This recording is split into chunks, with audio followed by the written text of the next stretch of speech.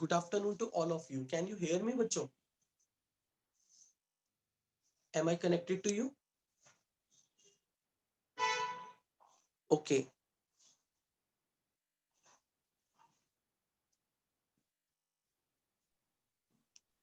All right. Can you hear me? Yes, sir. Yes, sir. Okay.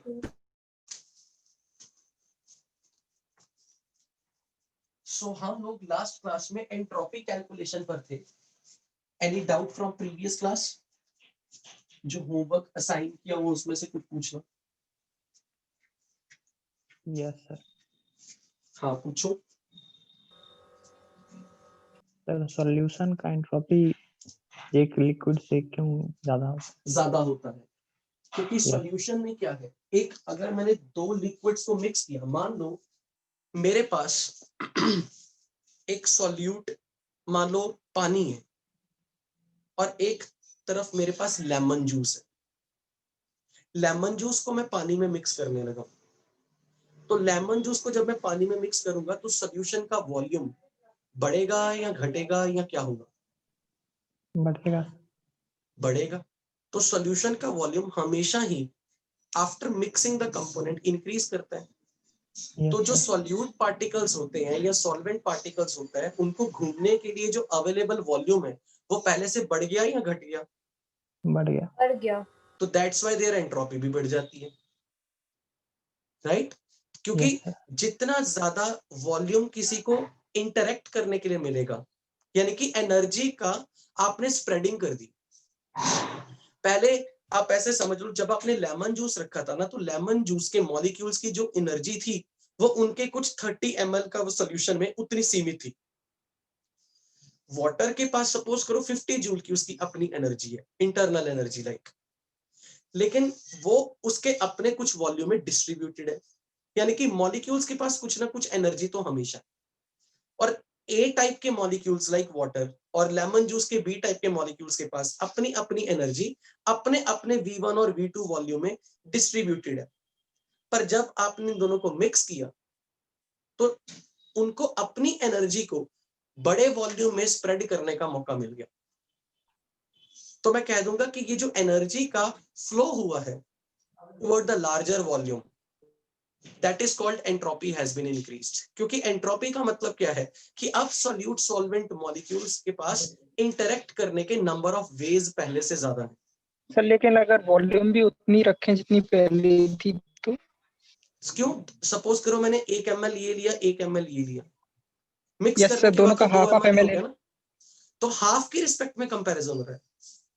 ये जो half half लेके आपने 1 कर दिया ना, तो 1 को कंपेयर किससे कर रही है? Initial volume of A component and initial volume of B component. समझ में आया? यस अगर मैंने ए का हाफ ml ले लिया, बी का हाफ ml ले लिया, मिक्स करके मैंने 1 ml बना दिया, पर जो 1 ml वॉल्यूम जो है ना, उसका कंपैरिजन किससे हो रहा है? Initial entropy for the A component जो हाफ ml था. तो जब भी आप किसी सिस्टम का इनिशियली, अगर मेरे पास लेमन जूस मेरा सिस्टम है, तो उस सिस्टम के लिए अब वॉल्यूम हाफ नहीं है, अब वॉल्यूम 1 है, तो उतने ही मॉलिक्यूल्स को एनर्जी को डिस्ट्रीब्यूट करने के लिए स्पेस ज्यादा मिल गई. तो एनर्जी का डिस्पर्शन, एनर्जी का flow, this is entropy, right? This is entropy change is positive change. Yes sir. Any other doubt?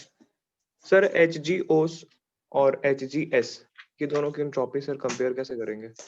ये अभी नहीं पढ़ा हमने, ये अभी हमने पढ़ना है.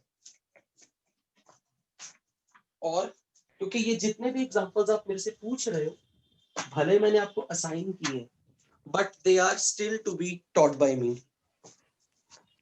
और कुछ? सर ऐसे क्वेश्चन से जिसमें पूछा था किसमें डेल्टा एस ज्यादा होगा कम होगा, तो वो एक्सोथर्मिक या एंडोथर्मिक के एक्सटेंट पर पता चलेगा. एक तो वो तरीका हो गया. दूसरा तरीका ये होता है, अगर इनिशियली रिएक्टेंट साइड में नंबर ऑफ पार्टिकल्स कम है लेकिन प्रोडक्ट में नंबर ऑफ पार्टिकल्स बढ़ गए, तो सिस्टम के अंदर जितने ज्यादा नंबर ऑफ पार्टिकल्स होंगे उतना एंट्रोपी इंक्रीज ज्यादा होगा. क्योंकि एंट्रोपी को दो चीजों से मतलब है, एनर्जी का distribution over the large volume, दूसरा more number of ways to exchange energy. तो अगर सपोज करो किसी सेम वॉल्यूम में पहले एक पार्टिकल है, अब दो पार्टिकल है, अब तीन पार्टिकल है, तो उनके एक दूसरे के साथ एनर्जी एक्सचेंज करने के नंबर ऑफ पॉसिबल वेज बढ़ गए। जैसे फॉर एग्जांपल अगर दो मॉलिक्यूल थे तो उनकी आपस में एक ही इंटरेक्शन थी, एक की दो के साथ, दूसरे की पहले के साथ। जब तीन पार्टिकल्स आ गए तो पहला पार्टिकल दूसरे से भी इंटरेक्ट कर सकता है, तीसरे से भी इंटरेक्ट कर सकता है, दूसरा पार्टिकल की इंटरेक्शन तीसरे के साथ, तो टोटल इंटरेक्शंस पहले से बढ़ गई। मैं इसको ऐसे समझाना चाहूंगा। सपोज करो कि मेरे पास दो पार्टिकल है, one particle, second particle, they can exchange their energy with each other, so they are able to interact with each other। मैं कहूंगा यहाँ पे नंबर ऑफ इंटरेक्शन 1 है। अगर ये तीन पार्टिकल हो गए, अब मैं कहूंगा पहला दूसरे से भी इंटरेक्ट कर सकता है, पहला तीसरे से भी इंटरेक्ट कर सकता है, दूसरा तीसरे से भी इंटरेक्ट कर सकता है। अब दूसरे की इंटरेक्शन 1 के साथ हम पहले से काउंट कर चुके हैं जब हमने 1 की इंटरेक्शन काउंट की थी। थर्ड की इंटरेक्शन तो सेकंड के साथ पहले से काउंट हो चुकी है, थर्ड की इंटरेक्शन फर्स्ट के साथ तो पहले से काउंट हो चुकी है। तो number of the possible ways और नंबर ऑफ पॉसिबल इंटरेक्शंस अगर बढ़ गए, means entropy has been increased. इसलिए जब भी कभी सपोज करो रिएक्टेंट साइड में सिस्टम के अंदर 2 मोल है, लेकिन प्रोडक्ट साइड में सिस्टम में ज्यादा मोल्स बन गए, तो नंबर ऑफ मोल्स बढ़ने से भी एंट्रोपी बढ़ेगी। सर मोल्स या फिर type of product? Number of moles, क्योंकि entropy is overall extensive property. Okay sir आपने नोट्स में एक साइक्लिक प्रोसेस लिखवाई थी, उसमें और इरिवर्सिबल था कोई एक स्टेप, तो उसमें आपने क्लास में लाइन लिखी थी, to restore system back to initial stage surrounding was not restored. Correct. For close system process is cyclic, but for universe process is a cyclic. It is not cyclic, yes. Not क्योंकि होगा ना जब वहाँ पे? आपने, हाँ, for universe it is not cyclic, क्योंकि आपका क्लोज सिस्टम तो अपनी पुरानी स्टेट में है, पर सराउंडिंग तो अपनी पुरानी स्टेट में पहुंची नहीं। सराउंडिंग में परमानेंट चेंज, कोई ना कोई डिफॉर्मेशन आई, तो इसलिए यूनिवर्स के लिए ओवरऑल प्रोसेस फिर वो साइक्लिक नहीं थी। ठीक है, हाँ सर, वो आप वहाँ पे लिखना नॉट भूल गए थे, तो इसीलिए बस अच्छा, कंफ्यूज हो ओके। तो A6 बता दीजिए सर, A6 पार्ट 1 का, जिसमें पार्ट 1 का A6 तो है ही नहीं, पार्ट 2 है वो तो। पार्ट 2 का A6 ना, जिसमें which one of the following has delta S not greater than 0? No sir, तो पार्ट 1 में भी है।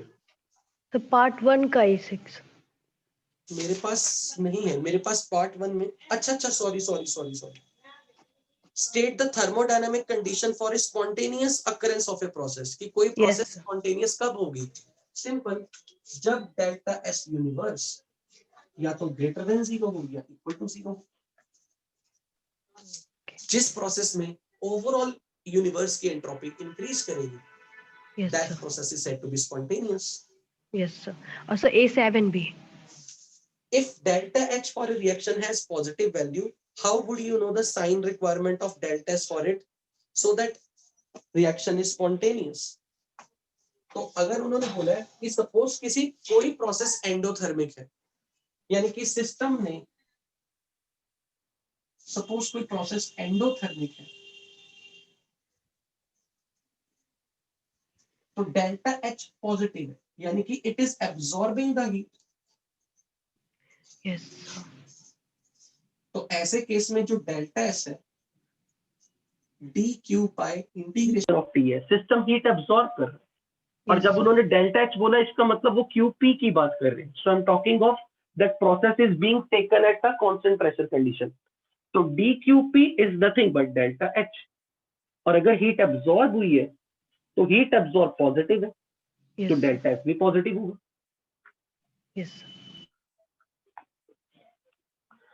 ओके सर इस क्वेश्चन में रिवर्सिबल इरिवर्सिबल की बात तो नहीं कही ना इसने?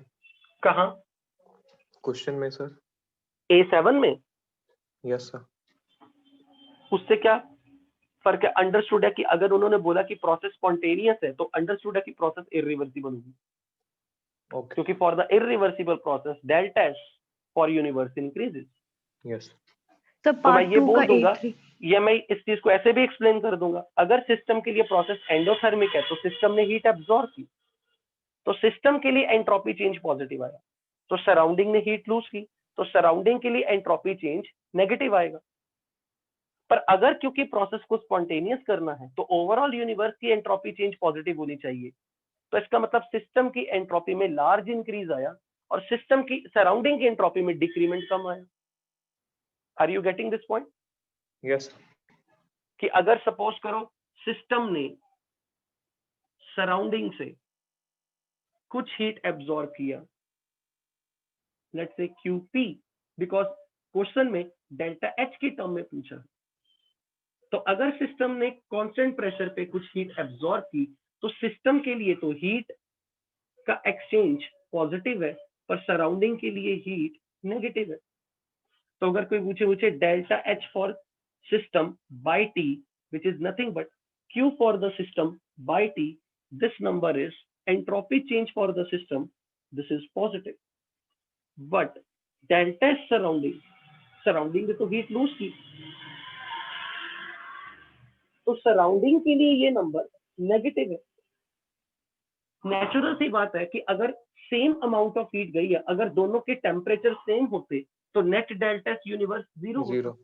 वैसा नहीं है क्योंकि प्रोसेस इज स्पॉन्टेनियस, यानी कि process is irreversible, and if the process is irreversible मतलब surrounding is at very high temperature, क्योंकि हीट का फ्लो हॉट बॉडी से कोल्ड बॉडी में होगा। If surrounding is at high temperature, this temperature is more, then this will be less negative. Yes sir, less negative. And if it is absorbing heat, then it must be a cold body जिसका temperature कम होगा।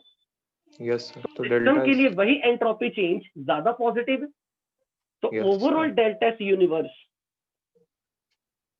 क्या बोलोगे? बिल्कुल positive आएगा। This is more positive but it is less negative. So overall delta S universe is positive for the process to be spontaneous. Yes. Okay.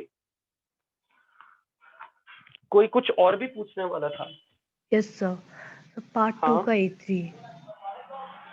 Mixing of non-reacting ideal gases. जब भी gases mix होंगी, तो again gases को जब आप mix करने का मौका दोगे, तो उनका वॉल्यूम बढ़ेगा या घटेगा? जब आप एक गैस को दूसरी गैस में मिक्स करते हो, मान लो बढ़ेगा ना, और जब गैस को ज्यादा जगह मिलेगी घूमने के लिए, एंट्रोपी तो बढ़ेगी, उसमें एंट्रोपी बढ़ेगी। Yes sir. तो नॉन रिएक्टिंग लिखो, उससे कुछ फर्क ही नहीं पड़ता। so उसकी एंथैल्पी में कुछ चेंज आएगा? अगर मान लो वो रिएक्टिंग गैस होती, मान लो वो रिएक्टिंग गैस लिखा होता, तो क्वेश्चन ये बन सकता था, मान लो ए गैस है, वो बी गैस के साथ मिक्स हो गई, लेकिन सी गैस बन गई, तो मैं कहूंगा कि 3 मोल गैस से 1 मोल गैस बनी। तो मैं कह दूंगा कि ऐसे केस में 3 मोल से 1 मोल बन रही है, तो गैस की क्वांटिटी कम हो रही है, तो एंट्रोपी चेंज नेगेटिव हो जाता। पर अगर यही रिएक्ट करने के बाद सपोज ऐसी रिएक्शन होती,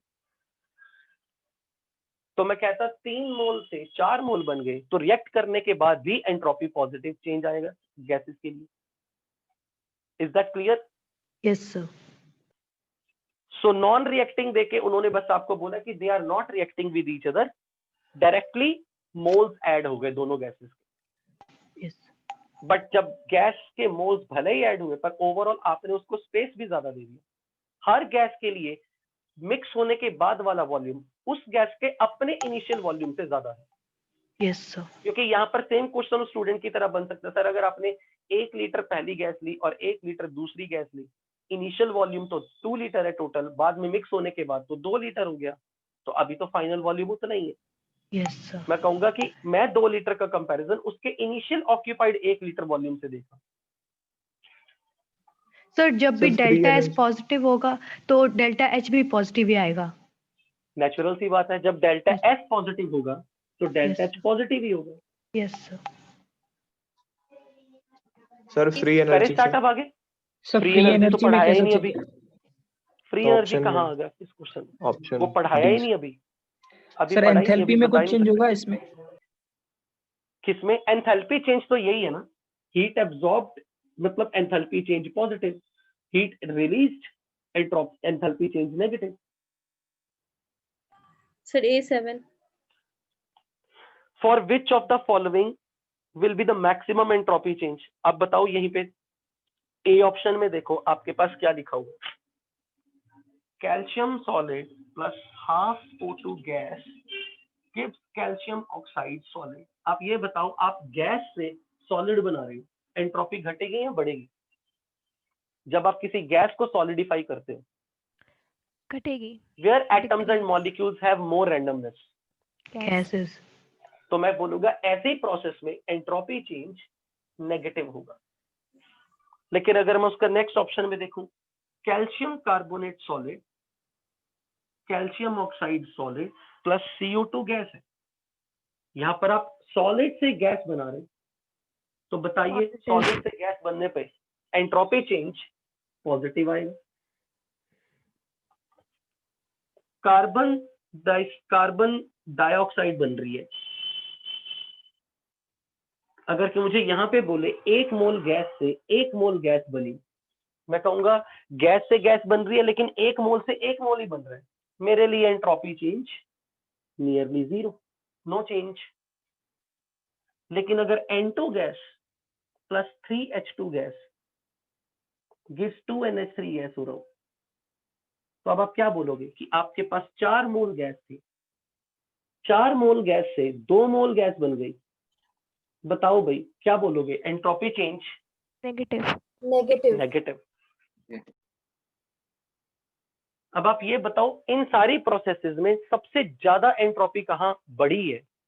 यहाँ तो घट गई, यहाँ बढ़ गई, यहाँ 1 मोल से 1 मोल ही है, यहाँ तो घट गई। क्या आंसर बन जाएगा? CaCO3। Right? Yes sir। Okay, any other thing? Sir A3 में C ऑप्शन भी हो सकता है ना? A3 में C option mixing of non reacting ideal gases है। इस जनरली जब गैसेज मिक्स होती हैं, क्या वो हीट लूज नहीं एब्जॉर्ब करेंगी?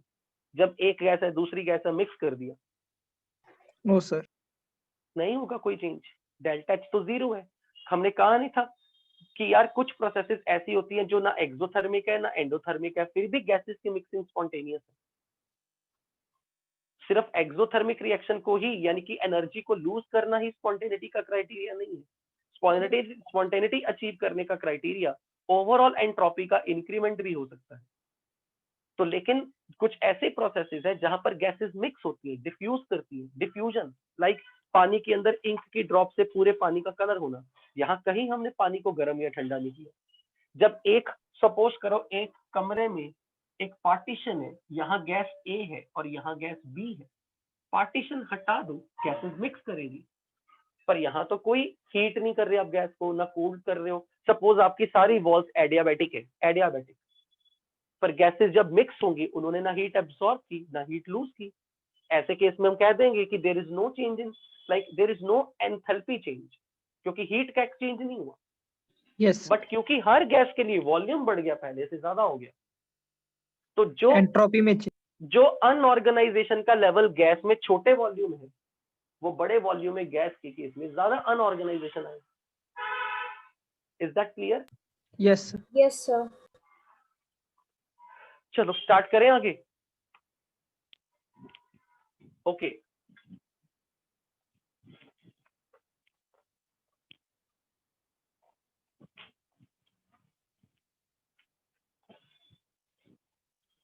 तो हम लोगों ने आइडियल गैसेस के लिए एंट्रोपी चेंज के लिए एक रिलेशन देखा था, N CVm ln T2 by T1 plus NR ln V2 by V1। अब आप देखो, एक चीज देखना, but this we were talking of delta S for a gas enclosed in a cylinder. So this is basically of closed system. अब आप एक चीज देखना बच्चों, सपोज करो मैंने आपके सामने ऐसा बोल दिया, for a gas undergoing reversible isothermal expansion. Gas expand कर रही है.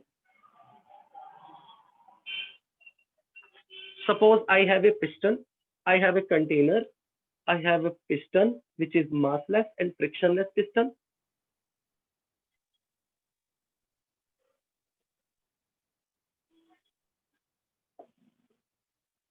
And you are having some gas molecules over here. And this valve is perfectly conducting valve. This is conducting valve.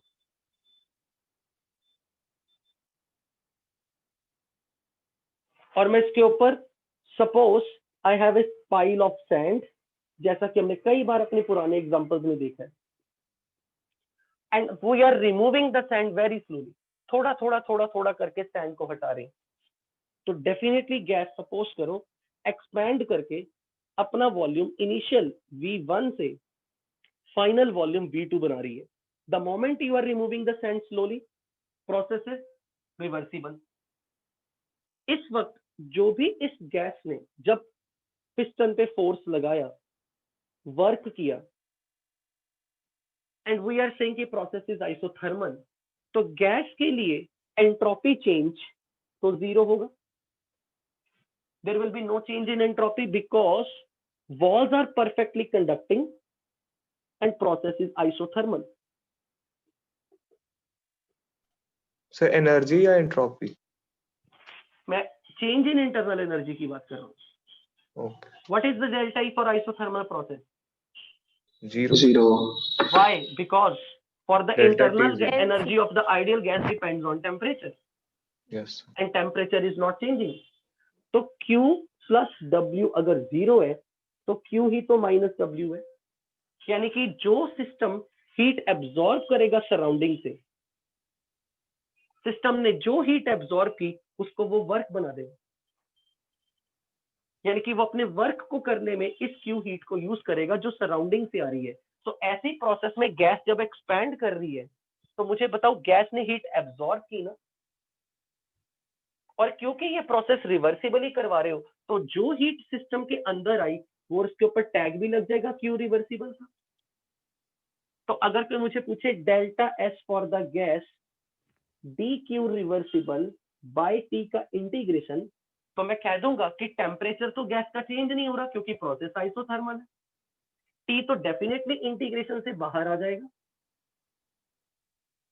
लेकिन ओवरऑल सिस्टम हीट तो absorb कर रहा है ना. और अगर सिस्टम ने हीट एब्जॉर्ब की, तो what is the sign of Q for the system? What will be the sign of Q for the system? Positive. Then what will be change in entropy of the gas? Positive change या negative change? Positive. Positive मैं ये change. कह सकता हूँ कि जब gas expand करेगी तो definitely entropy change is positive because it is absorbing the heat at a temperature T. Right?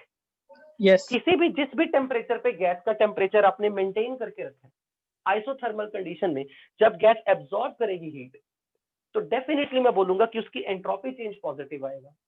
अब आप ये देखो, इस रिलेशन को अगर मैं यूज करूं तो आप ये देख सकते हो delta S for the gas is NCVm T2 by T1 plus NRln V2 by V1. क्या गैस का टेम्परेचर चेंज हो रहा है बच्चों? No. क्या गैस No, टेम्परेचर चेंज कर रही है? नहीं. तो क्या T2 T1 वाली टर्म चली जाएगी जब प्रोसेस आइसोथर्मल होगी? तो आप एग्जैक्ट Yes, न्यूमेरिकल sir. भी, ये भले ही आपको लग रहा है कि मैं डेरिवेशन कर रहा हूँ, ये आपके न्यूमेरिकल्स हैं शीट में कि for a gas undergoing isothermal reversible expansion how will you calculate delta S for the gas? तो आप बोलोगे कि टेम्परेचर तो चेंज नहीं होगा, T1 T2 will remain same. सो अगर कोई कह दे कि गैस की एंट्रोपी चेंज पॉजिटिव आएगा या नेगेटिव आएगा, तो क्या आप इसे यहां से जस्टिफाई कर सकते हो कि जब गैस एक्सपैंड कर रही है V1 से V2 वॉल्यूम में, उसका वॉल्यूम इंक्रीज हो रहा है पहले से? पॉजिटिव है. और अगर वॉल्यूम इंक्रीज हो रहा है तो entropy change for the gas will be positive. Am I right? Yes sir. तो अगर कभी भी आपको कोई कह देना कि आइडियल गैस इक्वेशन के लिए, आइडियल गैस के लिए एंट्रोपी चेंज फाइंड करो, तो सबसे पहले आपका ध्यान इस इक्वेशन में जाना चाहिए। Does not matter process is reversible और इरिवर्सिबल, क्योंकि आपको पता है इरिवर्सिबल प्रोसेस के लिए भी डेल्टा एस निकालते वक्त हम रिवर्सिबल पाथ का दूसरे तरीके से डेल्टा एस निकालते हैं। यस सर, यही आता है। तो हम डेल्टा एस के लिए यही इक्वेशन लगाएंगे और उसमें देख लेंगे कि क्वेश्चन में क्या कहा है। अगर उन्होंने आइसोथर्मल बोला है तो T1 T2 term will vanish. तो अगर कोई नीचे आपसे आपने क्या पूछे लिखा? कि जब गैस एक्सपैंड कर रही है तो उसकी एंट्रोपी क्यों बढ़ रही है, क्यों? क्योंकि गैस का वॉल्यूम बढ़ रहा है, यानी कि गैस को अपनी एनर्जी, पहले एक चीज देखो, गैस के पास कोई इंटरनल एनर्जी तो नहीं थी ना, चेंज No, तो sir. नहीं आया गैस की इंटरनल एनर्जी में। गैस की अगर इंटरनल एनर्जी में चेंज नहीं आया तो उसने सराउंडिंग से जो हीट ली है, क्या उसने अपनी सराउंडिंग से हीट लेके गैस ने क्या अपने पॉकेट में स्टोर करके रख लिया? नहीं किया No, ना, sir. उसने उसी हीट से वर्क कर दिया।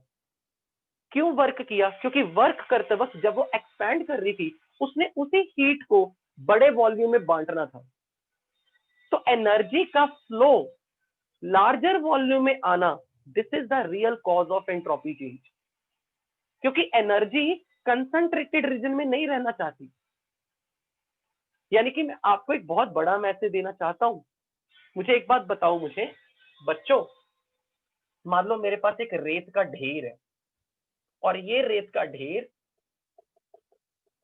ऐसे बनाया हुआ मैंने, और ये 100 ग्राम की रेत है। वही रेत का ढेर मैंने ऐसे कर दिया 100 ग्राम में। अगर मैं आपसे ये पूछूं कौन सा रेत का ढेर अनस्टेबल है, पहले वाला या दूसरे वाला? पहले वाला. पहले वाला। क्यों?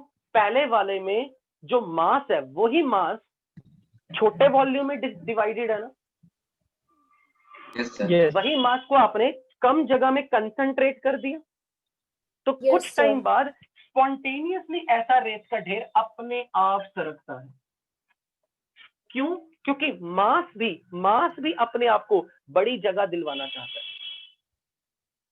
तो जैसे मास अपने आप को कंसंट्रेट करना नहीं चाहता, इसी तरीके से एनर्जी भी अपने आप को कंसंट्रेट नहीं करना चाहती। एनर्जी कहती मुझे फैलने दो, और एनर्जी जब फैलेगी तो जब वो ज्यादा सारे वॉल्यूम में डिस्ट्रीब्यूट होगी, मैं कहूंगा ये एंट्रोपी का इंक्रीमेंट आया है।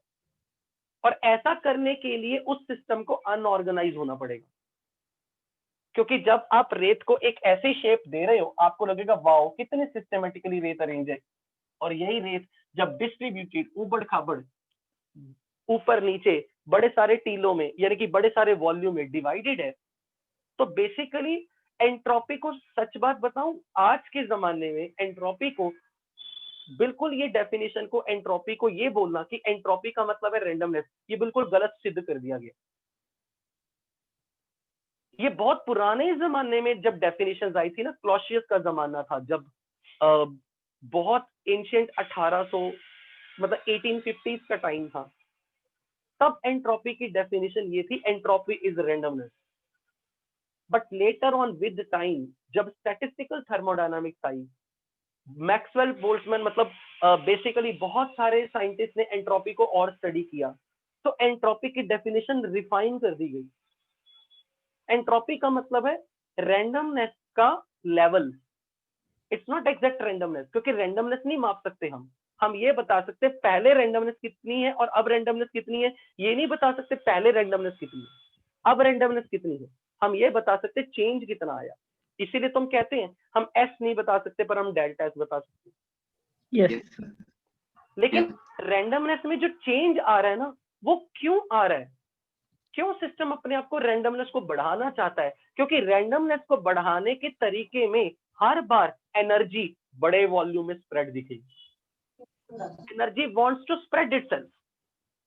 जैसे मैंने आपको एग्जांपल दिया था कि नमक लिया, मैंने नमक को अगर मैंने ऐसे फेंका हवा में, अपने आप नमक बिखर के इधर उधर जाता है। कभी नमक कंसंट्रेट होके एक छोटी जगह में नहीं आना चाहेगा। जब भी आप होली खेलते हो पाउडर फेंकते हो वैसे, तो पाउडर बिखरता है। पाउडर कभी अपने आप को कंप्रेस नहीं करेगा। यस इसी तरीके से अगर मैं एग्जांपल दूं ना, एक एग्जांपल देने वाला, हाँ, जब मैं कह रहा था शायद मैंने आपके बैच में example the, I don't know, जब हम किसी कांच के टुकड़े पे जब हथौड़ा मारते हैं तो जो दरारें होती हैं क्या वो एक छोटे से रीजन में कन्फाइंड हो जाती हैं या बहुत फैली होती है बड़े रीजन में? फैली होती है। सब फैली होती है। फैलती है, यानी कि जो दरार आती है ना, crack moves to the larger volume, क्योंकि जब आपने हथौड़े पे जोर से हिट किया तो आपने हथौड़े में एनर्जी डाली, और वो जो एनर्जी थी ना, एनर्जी छोटे वॉल्यूम में बंद होके नहीं रहना चाहती, वो कहती, वो एनर्जी कहती मुझे फ्लो करवाओ। तो एनर्जी बड़े वॉल्यूम में स्प्रेड होने के लिए वो क्रैक प्रोपागेट करता है डिफरेंट डायरेक्शन में, जिसको हम बोलते हैं रैंडमनेस आ गई। वो actually randomness is always brought by dispersion of the energy over the large volume. इसीलिए सॉल्यूट को जब सॉल्वेंट के साथ मिक्स करते हैं, उसको पता है सॉल्यूट का वॉल्यूम, मान लो चीनी है, चीनी का मैंने थोड़ा सा पाउडर लिया, उसको पानी में मिलाया, चीनी के लिए पानी में जब आपने उसको घोला ना, तो जो पानी था, पानी का वॉल्यूम तो चीनी से ज्यादा था, तो चीनी तो सॉल्यूट थी, सॉलिड थी। जब उसको मैंने पानी में डाला, उसको सॉल्यूशन जब बना, उसको पहले के कंपैरिजन में बड़ा वॉल्यूम मिल गया चीनी के मॉलिक्यूल्स को घूमने फिरने के लिए, क्योंकि जब जब चीनी का मॉलिक्यूल पानी के कांटेक्ट में आएगा, उनमें एनर्जी की इंटरेक्शन तो होगी, पर अगर वो एनर्जी की इंटरेक्शन बड़े वॉल्यूम में हो तो चीनी को एक सेंस ऑफ फील आती, जिसको हम कह दिया कि रैंडमनेस आ गई। सर लेकिन अगर माय पॉइंट? पत्थर मारे कांच पर तो सर तो दरारें छोटी होती हैं ना? आप मारो दरार, मारो पत्थर, पर आप ये जरूर देखो कि पत्थर का इंपैक्ट जहां पे तो अटैक हुआ वहां पे बहुत ज्यादा आएगा, पर उसके साइडों में कहीं ना कहीं क्रैक जरूर आएगा। मेरा ये कहने का मतलब कि वो सिर्फ सिमेट्रिकल क्रैक कभी नहीं आता, हमेशा अनसिमेट्रिकल क्रैक आता है। Okay sir. फॉर एग्जाम्पल, मैं एक बहुत अच्छी एग्जाम्पल देने वाला था। अब कोई ऐसा कह देना एंट्रोपी को, बस सिर्फ अगर, जैसे अभी तक मैंने आपके सामने 2-3 लेक्चर में एंट्रोपी को बार बार रैंडमनेस बोलता गया। एक्चुअल में अगर ये रैंडमनेस होती ना, ध्यान से सुनना, मान लो मेरा कमरा है, मेरे कमरे में मैंने ना किताबों का ढेर बड़ा सिस्टमेटिकली लगाया हुआ है सपोज, तो एक तो कोई बोलेगा अच्छा किताबों को बड़े ऑर्डर्ड वे में अरेंज किया हुआ है, यहाँ पर एंट्रोपी तो कुछ भी नहीं। लेकिन अगर वही किताबों के ढेर को मैं बड़ा मतलब जैसे यूजुअली स्टूडेंट्स के कमरे में होता, कोई किताब इधर कोई किताब इधर, किताबें बड़ी अनऑर्डर्ड वे में है, तो आप कहोगे अच्छा इस वक्त कमरे में एंट्रोपी ज्यादा है। मैं कहूंगा नहीं, अभी भी आप उसका पूरा सही से नहीं समझे। मान लो आज मेरे कमरे में किताबें बिखरी हुई हैं, कल भी मेरे कमरे में किताबें बिखरी हैं, और 2 दिन बाद भी मेरे कमरे में किताबें बिखरी। तो अगर जब भी कभी कोई मेरे कमरे में एंटर करेगा ना, वो ये कहेगा इसके कमरे में तो किताबें रोज बिखरी रहती हैं, किताबों के बिखरा होने वाला जो पैटर्न है वो तो सेम है। मैं कहूंगा ये एंट्रोपी चेंज कैसे? जो कल किताबें बिखरी हुई थी, आज भी किताबें बिखरी हैं, परसों भी किताबें बिखरी हैं, 4 दिन बाद भी किताबें बिखरी हुई हैं, तो क्या एंट्रोपी चेंज पॉजिटिव बोलूं या नेगेटिव बोलूं? जीरो। मान लो आज भी किताबें बिखरी हैं, थोड़ा कल भी सा बिखरी हैं, परसों भी बिखरी हैं, 4 दिन बाद भी बिखरी हैं, रोज अनऑर्डर्ड, मतलब रोज वो फाइल्स की तरह पैक्ड नहीं है। यस। तो ऐसे केस में आप क्या बोलोगे? मेरे कमरे में बुक्स जब बिखरी रहती हैं, हर समय बिखरी हैं, तो क्या आप उसमें बोल पाओगे एंट्रोपी चेंज पॉजिटिव है या नेगेटिव है? No sir. देखो अभी इसी एग्जांपल को लेके आपने आंसर बोल दिया, या तो 0 होगी या नहीं होगी। मैं बोलूंगा अब ये इस बात पे डिपेंड करता है, आज किताबें जब बिखरी हुई थी तो अगर मेरी 4 किताबें थी, ए किताब सोफे पे थी, बी किताब कुर्सी पे थी, सी किताब बेड पे थी, डी किताब फर्श पे थी, क्या अगले दिन मेरी वही 4 किताबें भले बिखरी हैं पर उनका पैटर्न अलग है? लाइक डी किताब जो फर्श पे थी आज वो चेयर पे है, ए किताब जो सोफे पे थी आज वो बेड पे है, अगर मेरा पैटर्न अलग है मैं कहूंगा एंट्रोपी चेंज अभी भी पॉजिटिव। हाँ सर। कल भी वो अनऑर्डर्ड थी, कल भी वो अनऑर्डर्ड थी, आज भी वो अनऑर्डर्ड है। अनऑर्डर्ड इंग्लिश, क्योंकि मेरा पैटर्न बदल रहा है रोज, यानी कि मेरे किताबों के बिखरा हुआ सिर्फ इसको मत देखो, they are spreaded, they are not organized, they are not packed, क्या बोलूं, they are not arranged in a ordered way, but the pattern of the books which was yesterday, now if I have on the next day different pattern of the books, you will say entropy has increased. Sir कम नहीं हो सकती entropy कभी? नहीं, क्योंकि universe की entropy हमेशा, yes sir, universe के लिए एंट्रोपी चेंज हमेशा पॉजिटिव, नेगेटिव नहीं होगा, जीरो बोल सकते हो। क्यों? क्योंकि अगर मेरी किताबें आज भी उसी तरीके से उसी पैटर्न में, ए किताब सोफे पर ही है, बी किताब चेयर पर ही है, सी किताब बेड पर ही है, डी किताब फर्श पे है, अगले दिन भी आपने इसी अरेंजमेंट में किताब को देखा, 2 दिन बाद भी, 3 दिन बाद, 4 दिन बाद उसी अरेंजमेंट को आपने देखा, किताबें रोज बिखरी हुई थी, रोज किताबें अनऑर्गेनाइज थी, पर आप ये नहीं कह पाओगे कि एंट्रोपी चेंज पॉजिटिव है जब तक उनका मैं पैटर्न ना बदलता रहूं। यस, समझ में आई ये चीज कि Yes, how I am saying कि it's not exactly unordered versus ordered. Sir पहले अगर अनऑर्गेनाइज्ड थी उसके बाद ऑर्गेनाइज कर दी तो सर कम हो गई फिर ना? तो एंट्रोपी चेंज नेगेटिव हो गया ना, यस, राइट? ओके, सो अगर कोई मुझसे पूछे कि जब गैस आइसोथर्मली एक्सपैंड करती है तो आइसोथर्मल एक्सपैंड करते वक्त वॉल्यूम बढ़ रहा है, तो गैस को जब जगह ज्यादा मिली उसने अपनी वही हीट को, उसी हीट को जो उसने एब्जॉर्ब की थी ना, वो बड़े वॉल्यूम में फैलाना चाहती थी और उसको वो मौका दे दिया आपने, then I will say that entropy change for the gas is positive. लेकिन अगर कोई ये कह दे, अगर इस केस में डेल्टा सराउंडिंग की बात करूं तो मैं ये कहूंगा डेल्टा सराउंडिंग को कल हमने, अब मैं कल वाले टेक्निक पे जा रहा हूं, Q surrounding reversible by T है, याद है कल ऐसे लिखा था। अब प्रोसेस तो रिवर्सिबल है, अगर प्रोसेस रिवर्सिबल है तो सिस्टम का टेम्परेचर अगर कांस्टेंट है, सराउंडिंग का टेम्परेचर भी टी है, भले सिस्टम ने हीट एब्जॉर्ब की थी पर सिस्टम का टेम्परेचर तो चेंज नहीं ना हुआ। और मैं ये कह सकता हूं कि अगर ये हीट रिवर्सिबली ट्रांसफर हुई तो सिस्टम के टेम्परेचर में और सराउंडिंग के टेम्परेचर में सिस्टम का टेम्परेचर माइनस सराउंडिंग का temperature nearly dt tending to 0 है। यस, यानी कि मैं बोल सकता हूं कि सराउंडिंग का टेम्परेचर ऑलमोस्ट सिस्टम जितना ही है और सराउंडिंग के लिए हर बार चेंज रिवर्सिबली होता है, तो सराउंडिंग के लिए ये टी नंबर नहीं चेंज होने वाला, पर सराउंडिंग ने कितनी हीट लूज की, सराउंडिंग ने कितनी हीट लूज की जितनी सिस्टम ने गेन की, तो मैं कह दूंगा सिस्टम के लिए ये जो सराउंडिंग के लिए जो क्यू है वो माइनस क्यू सिस्टम है और ये नंबर तो माइनस डेल्टा एस सिस्टम है। तो ऐसे केस में डेल्टा एस यूनिवर्स कितना आएगा? 0 if you plus them, because my process is reversible।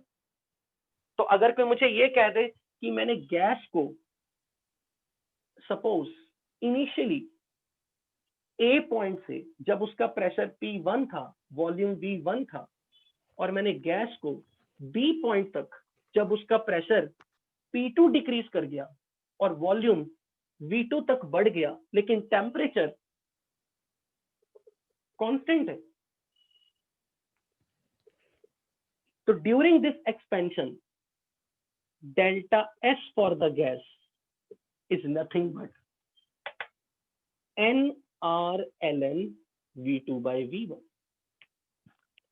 During the isothermal reversible expansion, entropy change for the gas is positive, but you will not remember mug up all the different cases. समझ के करने आपने इस equation को देखना है बस gas के केस, इस इक्वेशन के ऊपर जाके डेल्टा एस निकालना है और क्वेश्चन में पढ़ना है कि क्या बोला उन्होंने, आइसोथर्मल बोला है तो फिर ये हटा दो, ये रह जाएगा। अगेन डेल्टा एस के अगर कोई पूछे यूनिट्स क्या होंगे, क्योंकि delta S is Q by T, तो Q is measured in joules, temperature is measured in kelvin, तो joule per kelvin will be the units of entropy change, joules per kelvin. Celsius में नहीं ले सकते, sorry Celsius में नहीं mention करने, वैसे ऐसा नहीं कि जूल्स पर सेल्सियस भी बोल सकते हो, ऐसा कोई गलत नहीं होगा। पर जब आप यहाँ पर डेल्टा एस निकालोगे तो मेक श्योर आर की वैल्यू अगर 8.314 रखोगे तो फिर डेल्टा एस के यूनिट्स भी जूल्स पर केल्विन में आएंगे, और अगर आर की वैल्यू आपने 2 कैलोरी पर केल्विन पर मोल रखी तो फिर डेल्टा एस के यूनिट्स भी कैलोरी पर केल्विन आ जाएंगे, या फिर जूल पर सेल्सियस, जो भी depending on the question. Maximum time तो हम हमेशा टेम्परेचर केल्विन स्केल पर ही लेते हैं। जूल और कैलोरी में कोई रिलेशन? आयुष मैं तुम्हारे क्वेश्चन का आंसर दूंगा लेकिन एक लेक्चर के बाद। हाँ, क्या कह रहे हो? जूल और कैलोरी में रिलेशन 1 कैलोरी जूल और कैलोरी में कोई रिलेशन? ये रहा ना relation, 1 calorie is 4.2 joule. Sir वो माइनस क्यू सिस्टम कैसा है बता देंगे एक और बार? सराउंडिंग ने क्या किया था? हीट लूज की थी, गेन की थी इस प्रोसेस में? Sir lose. सराउंडिंग ने हीट लूज की। कितनी हीट लूज की? जितनी सिस्टम ने गेन की। गेन की, हाँ सर। तो अगर मैं बोल दूं कि सिस्टम ने, सराउंडिंग ने तो लूज की थी इसलिए माइनस साइन है, पर कितनी? जितनी सिस्टम ने गेन की। अच्छा, ओके सर, समझ गए। तो अगर मैं बोल दूं सराउंडिंग ने 10 जूल हीट लूज की तो -10 फॉर सराउंडिंग, सिस्टम के लिए तो वो +10 जूल का हीट है ना। इज दैट क्लियर बेटा? Yes sir, clear. तो आइसोथर्मल रिवर्सिबल में डेल्टा एस कैसे निकालना है ये क्लियर है सबको? Yes sir.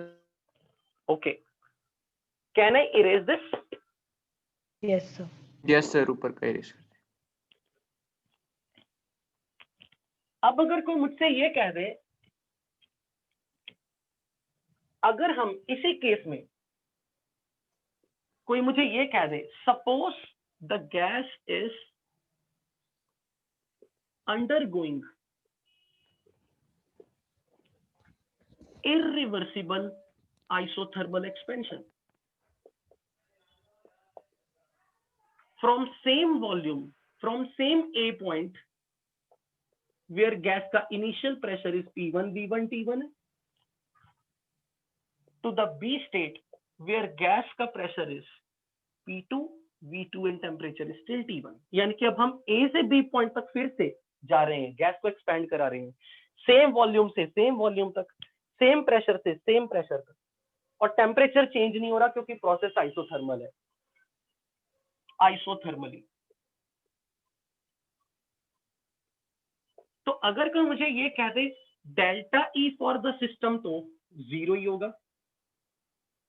Yes sir. Q तो अभी भी -W होगा, पर क्या जब हम इरिवर्सिबली ए से बी जाते हैं तो क्या वर्क की वैल्यू सेम रहती है? No sir. No sir. तो वर्क मुझे ये बताओ, लेस नेगेटिव होगा या मोर नेगेटिव होगा? प्रोसेस इज एक्सपेंशन लेकिन इरिवर्सिबल एक्सपेंशन। सोच के बताना, जब गैस एक्सपैंड करती है, एक्सपेंशन का वर्क रिवर्सिबल वर्सेस इरिवर्सिबल में कहां गैस ज्यादा काम करेगी? सर रिवर्सिबल में ज्यादा काम करेगी। So this work is less, क्या less negative, more negative? Less negative. Is less negative, so this Q will be less positive for the system. Yes sir. तो मैं ये बोल सकता हूँ, इस पर टैग लगा रहा हूँ, Q इरिवर्सिबल, W इरिवर्सिबल। तो मैं ये बोल सकता हूँ कि अब की बार सेम पॉइंट से सेम पॉइंट तक एक्सपैंड होने में गैस ने कम हीट एब्जॉर्ब की है, यानी कि गैस के खाते में अब जब आपने एक झटके में गैस के ऊपर से एक पूरा बड़ा सा ढेर एक झटके में हटा दिया,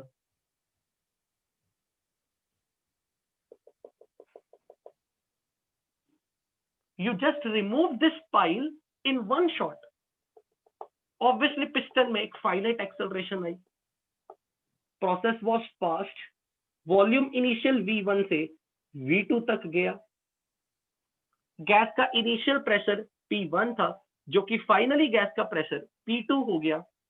फाइनली पिस्टन जब रुक गया तो गैस का फाइनल प्रेशर और external pressure they are same. तो गैस के लिए मैं बोल सकता हूं कि एक्सटर्नल प्रेशर इज गैस का फाइनल स्टेट का प्रेशर P2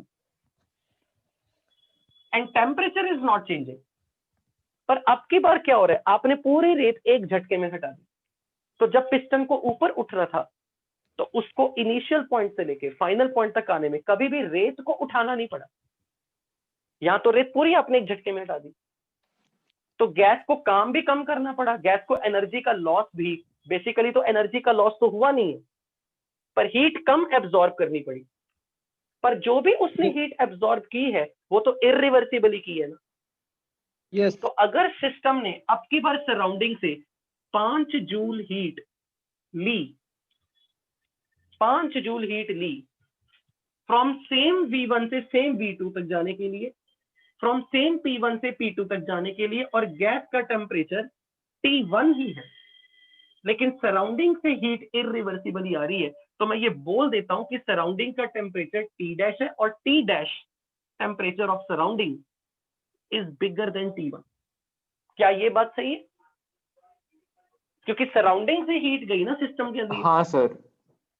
तो सिस्टम ने हीट एब्जॉर्ब की ना, तो अब यस की सर। बार सिस्टम ने वही 5 जूल की हीट सराउंडिंग को दी है, और इनके बीच का टेम्परेचर डिफरेंस थोड़ा ज्यादा होगा, this significant. dt is not tending to 0. Do you agree to this? Yes sir. Yes अब अगर कोई मुझे ये कह दे कि गैस के लिए एंट्रोपी चेंज निकालो, तो अगर कोई मुझे ये कह दे गैस के लिए एंट्रोपी चेंज निकालो और ये फॉर्मूला लगा दो dq/t का इंटीग्रेशन, मैं कहूंगा इस डेफिनेशन को लगाने के लिए dq तो रिवर्सिबल पाथ वाला चाहिए, पर हमारे लिए तो प्रोसेस का q जो सिस्टम ने 5 जूल हीट एब्जॉर्ब की, आप वो नहीं रख सकते अब यहाँ पे। क्यों नहीं रख सकते? क्योंकि ये 5 जूल तो इरिवर्सिबली आए हैं सिस्टम के अकाउंट में। हाँ सर। लेकिन अब मैं बोलूंगा एंट्रोपी तो स्टेट फंक्शन है, अभी भी तो आप A पॉइंट से B पॉइंट तक आए हो, तो एंट्रोपी का चेंज तो अभी भी गैस के लिए यही होगा NCVM ln T2/T1 plus NR ln V2/V1, जिसमें T1 T2 गैस के लिए इनिशियल टेम्परेचर और फाइनल टेम्परेचर सेम थे। गैस की एंट्रोपी चेंज अभी भी उतनी ही हुई है, यानी कि मैं ये कह सकता हूं कि डेल्टा S अगर आपके पास इतना है, सिस्टम का टेम्परेचर तो चेंज नहीं हुआ था, सिस्टम का टेम्परेचर तो T1 ही रह गया था, इसे इंटीग्रेशन से तो मैं बाहर निकाल सकता हूं। तो मैं ये जरूर लिख सकता हूं T1 times delta S gas is Q reversible for the system.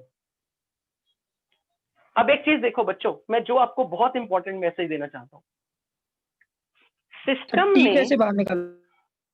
Temperature तो कांस्टेंट रहा ना सिस्टम का, सर आइसोथर्मल रिवर्सिबल प्रोसेस में है, रहता है। आइसोथर्मल प्रोसेस है, सिस्टम की बात हो रही। क्या गैस का टेम्परेचर चेंज ओके हुआ था एक्सपेंड करते वक्त? No sir. आइसोथर्मल है ना, तो आइसोथर्मल में मैं ये टी को बाहर तो निकाल सकता हूं ना, बताओ। Yes yes sir. क्योंकि टेम्परेचर ऑफ गैस चेंज हो रहा है, क्या प्रोसेस कैसी है? आइसोथर्मल।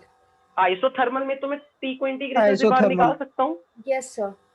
यस अब देखो ध्यान से सुनो, सर जो ये लास्ट T1 लाइन है उसमें एक मिनट ये बताने लगा हूँ, वेट इसी पे आने लगा हूँ। T1 को मैंने इंटीग्रेशन से बाहर निकाला, अंदर बन गया dq रिवर्सिबल का इंटीग्रेशन q रिवर्सिबल। अगर मैं कोई पूछे कि q रिवर्सिबल कितना है, मैं कहूंगा वो T1 टाइम्स डेल्टा S है, और डेल्टा S तो इतना ही है। पर ये q रिवर्सिबल हीट सिस्टम ने एब्जॉर्ब नहीं की है, सिस्टम ने जो हीट एब्जॉर्ब की जो 5 जूल, वो q इरिवर्सिबल है। तो मैं कहूंगा for this process, for irreversible process, system ने सेम A पॉइंट से सेम B पॉइंट तक आने के लिए जो भी हीट एक्चुअल में एक्सचेंज की है सराउंडिंग से, वो उसकी एंट्रोपी नहीं बढ़ा रही। पर जो सिस्टम की एंट्रोपी बढ़ा रही है वो तो उसके वॉल्यूम के बढ़ने के कारण है, और वो इसलिए है क्योंकि इतना Q सिस्टम रिवर्सिबल के कॉरेस्पॉन्डिंग अमाउंट सिस्टम में आया होगा। यानी कि मैं ये कहना चाह रहा हूं, आपने मुझे कहा सर A से B ना प्रोसेस इरिवर्सिबली गई थी, यहां का डेल्टा S बताओ। मैं कहूंगा ये तो मुझे नहीं पता, मैं ये देख लेता हूं A से B प्रोसेस को रिवर्सिबली ले जाओ, जितना क्यू रिवर्सिबल यहाँ सिस्टम के लिए होगा डिवाइड बाय टी कर दो, वो डेल्टा एस आएगा और वही डेल्टा एस यहाँ होगा। यानी कि मैं ये कहना चाह रहा हूं Q reversible T delta S है। अगर कोई कह दे इस प्रोसेस के लिए, मैं कहूंगा इस प्रोसेस के लिए क्यू रिवर्सिबल अभी भी टी डेल्टा एस है, पर आप कहोगे सर प्रोसेस तो इरिवर्सिबल है। मैं कहूंगा मैं ये थोड़ा ना कह रहा हूं कि सिस्टम का क्यू क्यू रिवर्सिबल है, मैं तो ये कह रहा हूं सिस्टम का क्यू क्यू इरिवर्सिबल है। Q irreversible is not Q reversible. यानी कि सिस्टम की जो एंट्रोपी चेंज हो रही है वो वॉल्यूम के बढ़ने के कारण हो रही है, और जो वॉल्यूम का इंक्रीमेंट क्योंकि सेम वॉल्यूम से सेम वॉल्यूम तक आए जो रिवर्सिबली आए थे, इसलिए एंट्रोपी चेंज तो वही हुआ, पर सिस्टम के कौन से क्यू ने उसकी एंट्रोपी बढ़ाई होगी? वो क्यू रिवर्सिबल ने ही बढ़ाई है एंट्रोपी चेंज, तो इसी के कारण एंट्रोपी चेंज पॉजिटिव हुआ है। पर ये नंबर सिस्टम का क्यू एक्चुअल में नहीं है, क्योंकि सिस्टम के लिए एक्चुअल में जो क्यू है वो तो क्यू इरिवर्सिबल है। समझ में आई ये चीज? ये पॉइंट समझ में आया? सर आपने वो कैसे लिख दिया NCVM ln T2 by T1 plus NR ln V2 by V1? कल नहीं किया था ये? नहीं कल वो डिराइव नहीं किया वो था पता ये? चल गया, नहीं वो तो पता चल गया, लेकिन रिवर्सिबल तो है ना, यहाँ तो क्यों लिखा? हाँ यहाँ सर, क्यों लिखा ऐसा? एक हाँ। बात बताओ, जब A से B इरिवर्सिबल के लिए मुझे डेल्टा एस निकालना, मैं इस मेथड से तो निकाल नहीं सकता। तो जब मैं A से B रिवर्सिबल वाले मेथड से डेल्टा एस निकालूंगा तो वो सेम डेरिवेशन ही हो जाएगी जो कल की थी। हाँ सर, तो पूरा हाँ। तो उसी का रिजल्ट ही तो लिखा है। यानी कि मैं लेकिन कह रहा हूं कि अगर A से B प्रोसेस इरिवर्सिबली हुई है, पर अगर कोई मुझे पूछे ना इस प्रोसेस में गैस का एंट्रोपी चेंज कितना हुआ, मैं कहूंगा वो मैं इस पाथ से नहीं निकाल सकता हूं। पर क्योंकि मुझे पता कि एंट्रोपी स्टेट फंक्शन है, तो मैं एक ऑल्टरनेटिव पाथ से सिस्टम का डेल्टा एस निकाल रहा हूं। एक्चुअल में सिस्टम उस पाथ से फॉलो नहीं कर रहा। Okay sir. पर क्योंकि एंट्रोपी चेंज तो पाथ डिपेंडेंट है भी नहीं, तो क्या फर्क पड़ता है कि आपने सिस्टम का एंट्रोपी चेंज एक ऐसे पाथ से निकाला जिसको वो एक्चुअली फॉलो ही नहीं कर रहा। हाँ पता सर, चला हाँ सर आ गया। Point? So that's why I am saying कि एंट्रोपी चेंज तो अभी भी इतना ही हुआ है। अगर एंट्रोपी चेंज अभी भी इतना हुआ है और कोई आपको ये कह दे कि इस प्रोसेस के लिए जिसमें प्रोसेस इरिवर्सिबल है, क्यू रिवर्सिबल कितना है, मैं कहूंगा क्यू रिवर्सिबल तो अभी भी टी डेल्टा एस है। पर ये क्यू रिवर्सिबल सिस्टम के लिए क्यू नहीं है, क्योंकि सिस्टम के लिए प्रोसेस इरिवर्सिबल है। तो Q is Q irreversible. This Q reversible is not of the system this time. System ने तो ये हीट ये एब्जॉर्ब तो हमने माना है ना जो कि डिफरेंट है। ये तो हमने माना है। हमने तो ये कहा कि अगर आप इसी पॉइंट से इसी पॉइंट रिवर्सिबली आते, जो कि पिछली बार आप सच में आ रहे थे, यस, तो उस टाइम पर पिछली बार के लिए क्यू नंबर हर बार क्यू रिवर्सिबल ही था। मतलब अगर कोई नंबर अपनी वैल्यू बदलता है तो वो क्यू बदलता है। क्यू कभी क्यू रिवर्सिबल बन जाएगा, क्यू कभी क्यू इरिवर्सिबल बन जाएगा, क्योंकि क्यू पाथ फंक्शन। पर जब आप सच में प्रोसेस को रिवर्सिबली करवाओगे तो क्यू वाकई में क्यू रिवर्सिबल है, तो आपके उसी पाथ से उसका डेल्टा एफ एक्चुअल में मिल जाएगा। पर अगर आपका प्रोसेस इरिवर्सिबल है तो आप इरिवर्सिबल पाथ में सिस्टम ने जितना भी हीट एब्जॉर्ब या लॉस किया, आप उस पाथ से उसका डेल्टा एफ नहीं निकाल सकते। आपको एक ऑल्टरनेटिव पाथ लेना पड़ेगा। तो आप कह दोगे कि क्यू रिवर्सिबल तो इतना है, पर ये क्यू रिवर्सिबल सिस्टम के लिए नहीं है। This has no meaning for the system. System ने जो हीट एब्जॉर्ब की वो तो क्यू क्यू इरिवर्सिबल वाली की है। Is this point clear to all? Yes, sir. Yes So sir. I will say that system के लिए, इसीलिए मैंने ये देखो क्या लिखा, Q reversible is delta S. ये पुराना वाला है ना शायद लिखा हुआ? नहीं सर, इसी का ही No, है, sir. ठीक आपने है। अभी लिखा। तो हम बोल देंगे कि क्यू रिवर्सिबल इज दिस। मैंने सिस्टम का टैग हटा दिया, because for the system Q system is Q irreversible which is not equal to this q reversible. Is this point clear बच्चों? Yes, sir. But delta S will remain same. Why? Because entropy is a state function. So you are finding entropy change for this irreversible path, via some indirect method. Can I proceed? Is that clear to all of you? हाँ sir. Yes, sir. Yes sir। Okay. पर अगर कोई मुझे ये कह दे what is delta S for surrounding, तो मैं बोलूंगा delta S for surrounding is Q surrounding reversible by T।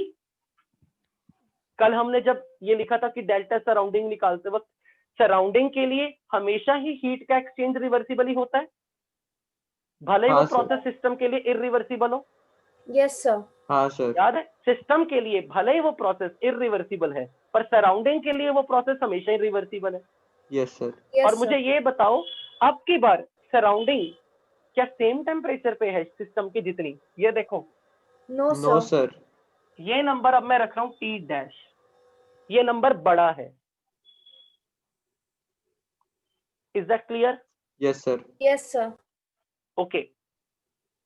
अब अगर कोई हमसे ये कह दे कि भाई क्यू सराउंडिंग ये कैसे निकालोगे, मैं कहूंगा क्यू सराउंडिंग जो निकाल रहे हो ना आप, मैं इसको माइनस क्यू सिस्टम तो लिख सकता हूं क्योंकि सराउंडिंग ने कितनी हीट एब्जॉर्ब की, सॉरी सराउंडिंग ने कितनी हीट लूज की जितनी सिस्टम ने एब्जॉर्ब की। हाँ सर। बोलो यस और नो। हाँ सर। सराउंडिंग ने अगर 5 जूल हीट दिया तो सिस्टम ने 5 जूल लिया ना, तो सराउंडिंग ने जो भी हीट का लॉस किया है वो सिस्टम के लिए तो पॉजिटिव है ना, तो मैं ये तो हमेशा लिख सकता हूं। पर मुझे ये बताओ अभी जो मैं आपको बार बार बोल रहा हूँ सिस्टम के लिए क्यू, क्योंकि प्रोसेस इरिवर्सिबल है, तो क्या वो क्यू इरिवर्सिबल लिखूं सिस्टम के लिए क्यू, या उसे क्यू रिवर्सिबल लिखूं? Irreversible. बिल्कुल इर- इरिवर्सिबल। मैं irreversible। कहूंगा this number is minus Q irreversible by T dash for the system. क्या ये पॉइंट क्लियर हुआ कि मैंने Yes, यहाँ पे sir. टैग क्यों लगाया इरिवर्सिबल का? Yes sir. नो सर, एक बार फिर से। ये इसका मीनिंग समझाओ, ये क्या है, ये क्या कह रहा है, इस इक्वेशन का मतलब क्या है? सर, जिस हीट को सिस्टम ने एब्जॉर्ब किया वो इरिवर्सिबली एब्जॉर्ब किया और वो रिवर्सिबली के इक्वल नहीं था। करेक्ट। अब अगर सराउंडिंग ने 5 जूल हीट लूज की है, तो जो सराउंडिंग ने 5 जूल हीट लूज की है वो इरिवर्सिबल फॉर द सिस्टम के लिए तो इरिवर्सिबल है ना। Yes sir. सराउंडिंग के लिए तो अभी भी वो 5 जूल इरिवर्सिबल होंगे या रिवर्सिबल होंगे? सराउंडिंग के लिए रिवर्सिबल। रिवर्सिबल। तो मैं इसको यहाँ पे पुट तो कर सकता हूँ ना -5, ये नंबर लिख सकता हूँ -5 by T dash. Yes sir, समझ गया। तो उसी को अगर मैं यहाँ लिख दूं +5 मतलब minus of +5 by T dash, तो मैं ये +5 किसके लिए लिख रहा हूँ? सिस्टम के लिए। सिस्टम के लिए। पर सिस्टम के लिए ये 5 इरिवर्सिबल ही आएंगे। Yes sir. पर सराउंडिंग के लिए वही 5 जूल का लॉस रिवर्सिबल ही हुआ है। Is this point clear now? Yes sir. Yes sir. Sure? Sure? Yes sir. Yes sir. Okay. Can I erase this part? Yes, sir. चलो Yes, मैं ये sir. इरेज कर देता हूँ।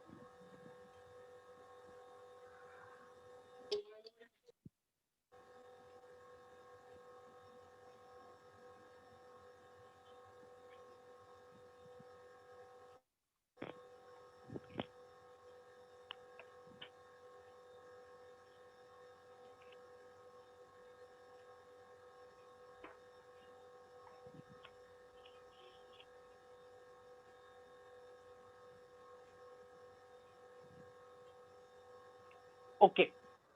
अब मुझे ये बताओ अगर मैं इस इक्वेशन में ये वैल्यू पुट कर दूं, सिस्टम के लिए जो भी क्यू है वो माइनस वर्क इरिवर्सिबल, क्या मैं इस इक्वेशन को ऐसे लिख सकता हूं? Work for the system in the irreversible by T dash. System ने जो हीट लूज की है, सिस्टम ने जो हीट एब्जॉर्ब की,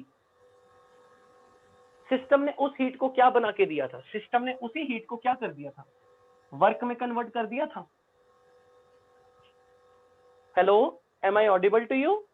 Yes, sir. Yes sir. तो मुझे ये बताओ ये जो सिस्टम ने, सिस्टम के लिए हीट जो हो रही है सिस्टम के अंदर आ रही है ना हीट, हाँ सर। तो सिस्टम ने तो हीट एब्जॉर्ब की है ना। Yes Yes, sir. तो sir. सिस्टम ने अगर हीट एब्जॉर्ब की है तो इसको मैं ये लिख सकता हूँ minus work for the system. Yes, sir. Yes yes sir. Sir. ये जो -5 है, ये जो -5 है, सराउंडिंग ने 5 जूल जो हीट लूज की, सिस्टम ने उसी 5 जूल हीट को एब्जॉर्ब करके कितने कन्वर्ट कर दिया? Work. वर्क में। वर्क अब में माइनस तो हट ये जाएगा। नंबर में माइनस हट जाएगा। नहीं, एक मिनट देखो क्यों ऐसा। चलो ठीक है, हटा रहा हूं मैं साइन, क्योंकि आप ये कह रहे हो कि सराउंडिंग के लिए तो ओवरऑल ये टर्म अभी भी नेगेटिव है, क्योंकि सिस्टम तो एक्सपैंड कर रहा था, सिस्टम हाँ, का वर्क सर। नेगेटिव था। बिल्कुल ठीक, अग्री। क्या मैं ये बोल सकता हूँ कि जब प्रोसेस इरिवर्सिबल होती है, आपको याद है जब गैस एक्सपैंड करती है इरिवर्सिबली तो स्मॉल शेडेड एरिया रेक्टेंगल जितना वर्क होता है? Yes, sir. Yes sir. क्या ये आपको याद है? Yes, हाँ sir. सर, याद है।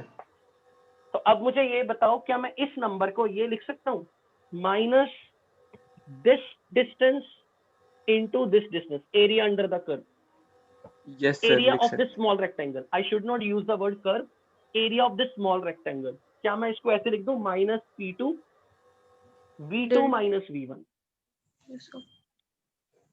Bye T dash. In fact this is right ना? बोलो, do you agree to this? Sir, minus P2 क्यों लिखा माइनस आपने? वाला ही। ये देख लो ना, अभी देख लो, जीरो सिस्टम ने एक्सपैंड किया था या कॉन्ट्रैक्ट किया था? एक्सपैंड। सिस्टम के लिए वर्क नेगेटिव आना चाहिए ना, तभी तो सराउंडिंग का डेल्टा एस नेगेटिव है शुरू से। देखो Yes, sir. Minus, Yes, yes sir. Sir. तो वॉल्यूम तो बड़ा है ना, तो Yes. माइनस तो रहेगा ही ना। Okay work Yes. की सर। तो वैल्यू पुट की, Yes, sir. ठीक है? Yes, sir. ओके, नाउ अगर कोई मुझे कह दे डेल्टा एस फॉर यूनिवर्स बताओ इस प्रोसेस में, delta S system plus delta S surrounding, तो डेल्टा यहाँ एस से सिस्टम आंसर को यहाँ पे अभी देखना, डेल्टा सिस्टम आपने ये लिखा था NRln V2 by V1। Check करो डेल्टा फॉर सिस्टम। हाँ सर। रिवर्सिबल वाले मेथड में भी डेल्टा सिस्टम तो वही था ना, और डेल्टा सराउंडिंग को मैं लिखने लगा minus P2 V2 minus V1 by T dash. What is T dash? Temperature of surrounding. Temperature of surrounding, and surrounding is at high temperature, low temperature? High high temperature. High temperature. Temperature. अगर मैं इस number को ऊपर नीचे suppose multiply या divide कर दूं, या मैं इसको ऐसे लिख दूं, this I can write it as work in the isothermal process by T1, या मैं यूं कर देता हूं, आपको ज्यादा इजीली समझ में आ जाएगा, NRT1 ln V2 by V1 upon T1, T1 से ऊपर नीचे मल्टीप्लाई।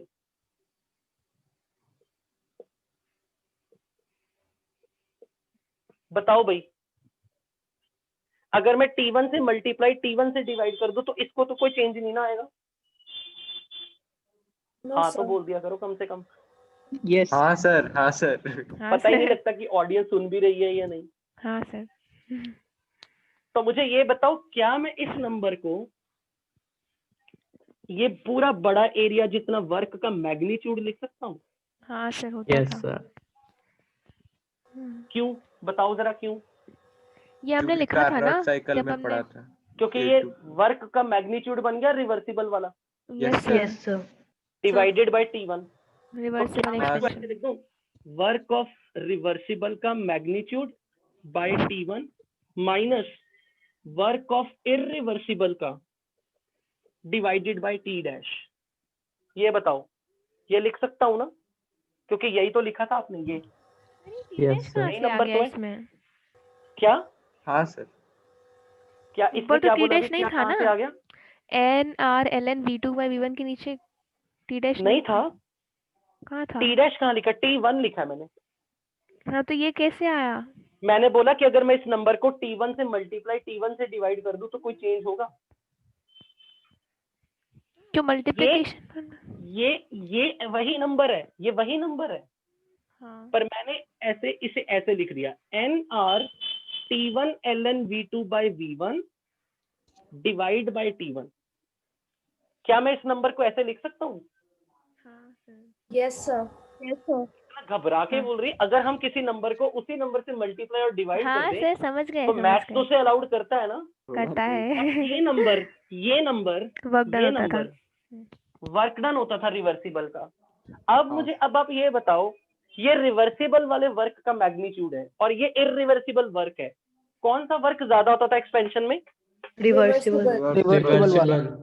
तो यहाँ का न्यूमरेटर बड़ा है, यहाँ का Yes. न्यूमरेटर बड़ा है और यहाँ का न्यूमरेटर छोटा है। हाँ सर। अच्छा, नीचे वाले टेम्परेचर को देखो, सिस्टम ने हीट डिनोमिनेटर छोटा है। एब्जॉर्ब की थी तो ये T1 छोटा है, Yes, sir. तो ये T डैश बड़ा है। बड़ा Yes. मुझे बताओ ये वाला नंबर, ये रेशो बड़ा किस है। रेशो से? ज्यादा बड़ा है, छोटा है। ओवरऑल ये पूरा साइन पॉजिटिव आएगा या नेगेटिव आएगा? ये पूरी term पॉजिटिव का- आएगा। पॉजिटिव। क्योंकि अब की बार डेल्टा एस यूनिवर्स कितना आया? Positive. Yes, sir. Yes sir. Process क्या हो गई? प्रोसेस क्या हो गई? Irreversible. इरिवर्सिबल। और जब अभी वाला पहला केस एक बार सारा पेज खोल के जरा देखना, रिवर्सिबल के केस में क्या कर दिया था हमने? Delta S universe zero. Zero हो गया था क्योंकि उस टाइम पर ये वाला टेम्परेचर और ये वाले टेम्परेचर दोनों सेम क्लोज थे। यस। सो सर रिजल्ट तो एक ही I just want to teach you, मतलब बेसिकली मैंने क्यों कराई ये डेरिवेशन, मॉरल पता लगा क्या? कंक्लूजन के लिए बताइए। पता होना चाहिए हर स्टेप क्यों हुआ। पर मैं ये पूछ रहा हूँ कि क्यों किया हमने, सिर्फ इसलिए कि पता होना चाहिए या कौन सा मैसेज देना चाहा है? डेल्टा एस क्या होता है? किसका? इरिवर्सिबल प्रोसेस के लिए ग्रेटर समझाने के लिए कि यूनिवर्स। यूनिवर्स का डेल्टा एस इररिवर्सिबल में पॉजिटिव ही आएगा। हाँ सर। अब मुझे एक बात हमेशा। बताओ, हमेशा ये गैस की एंट्रोपी बड़ी थी या घटी थी? बड़ी थी। बड़ी। गैस की एंट्रोपी बड़ी थी, सराउंडिंग की एंट्रोपी घटी थी। और अगर ये डिफरेंस पॉजिटिव आ रहा है तो इसका मतलब क्या है? मोर जितना एंट्रोपी डिक्रीज आया है सिस्टम के लिए, उतना एंट्रोपी चेंज ज्यादा पॉजिटिव आया। बराबर की हीट आई अंदर, हीट बराबर की आई। पर पिछली बार जब सिस्टम सराउंडिंग दोनों क्लोज टेम्परेचर पे थे, तो जितने ये नंबर 5 जूल सिस्टम के लिए जो रिवर्सिबल मेथड में 5 joule by temperature of system था, सराउंडिंग के लिए वही -5 joule by temperature of surrounding था। 5 joule by temperature of system -5 joule for surrounding divide by temperature of surrounding. फिर भी ये नंबर दोनों जीरो क्यों हो गए थे? क्योंकि इन दोनों की वैल्यूज का डिफरेंस टी सराउंडिंग और T system tending to zero. Nearly zero, nearly they are same, इसलिए डेल्टा एस को जीरो होना पड़ा। पर सिस्टम की एंट्रोपी चेंज तो पिछली बार भी 5/T सिस्टम थी, अब भी 5/T सिस्टम है। इस नंबर ने अपनी वैल्यू को पहले से घटा दिया जब इररिवर्सिबल की बारी आई। आपको पता चला किसने अपनी वैल्यू को बदली है? यस, सराउंडिंग में। सिस्टम का डेल्टा एस तो अभी भी उतना ही है। हाँ सर। सराउंडिंग का डेल्टा एस उतना नहीं है। सराउंडिंग ने गड़बड़ कर दी। समझ में आई ये चीज? Yes sir. Yes sir. तो अब मैं इसको ऐसे बोल सकता हूँ, ध्यान से समझना। सिस्टम को जब मैं रिवर्सिबली गैस को एक्सपैंड कर रहा था ना ए से बी में, सिस्टम की स्टेट ए से बी बदली, तो सराउंडिंग के लिए भी तो डेल्टा एस -5/T था, तो सराउंडिंग की भी स्टेट बदली सी से डी। सिस्टम की स्टेट बदली ए से बी, सिस्टम की स्टेट बदली ए से बी, पर सराउंडिंग की स्टेट में भी चेंज आया, लेकिन वो चेंज में एंट्रोपी चेंज नेगेटिव हो गया, तो सराउंडिंग सी से डी स्टेट में गई। पर जब मैंने गैस को इररिवर्सिबली ए से बी लाया, सिस्टम का डेल्टा एस तो अभी भी उतना ही था। यानी कि मैं सिस्टम को जब ए से बी इररिवर्सिबली लाता हूं, सिस्टम का डेल्टा एस तो वही है, पर सराउंडिंग के लिए अब की बार सी से डी में चेंज नहीं हुआ, वो सी से ई में गई। क्योंकि सराउंडिंग जब सी से किसी और स्टेट में जाएगी ई, तो तभी तो सराउंडिंग का डेल्टा एस अब सिस्टम के बराबर जितना नहीं आएगा। क्या ये पॉइंट समझ लगा आपको? Yes sir. क्योंकि ये पॉइंट अगर समझ लगा तो बहुत बड़ी चीज है। ये बात बताओ, जब रिवर्सिबल वाला मेथड था तो डेल्टा सिस्टम अगर 5/T सिस्टम था, और सराउंडिंग के लिए -5/T सराउंडिंग था। T सराउंडिंग T सिस्टम के क्लोज था, नियरली सेम था।